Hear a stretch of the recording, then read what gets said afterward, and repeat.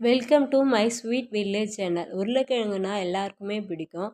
அதை கொஞ்சம் வித்தியாசமாகவும் டேஸ்ட்டாகவும் சூப்பராகவும் செய்யலாம். எப்படி செய்யலான்றதை பார்க்கலாம் வாங்க.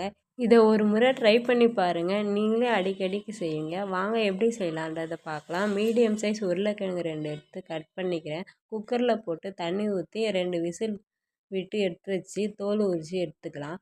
இப்போ இதுக்கு மசாலா ரெடி பண்ணிக்கலாம். மிக்ஸி ஜாரில் 50 கிராம் பொட்டுக்கடலை, 4 பல் பூண்டு, கொஞ்சோண்டு கருவேப்பிலை, 1 ஸ்பூன் வரமிளகாய் தூள் சேர்த்து அரைச்சி எடுத்து வச்சுக்கலாம். இப்போ பேனில் எண்ணெய் ஊற்றிக்கலாம்.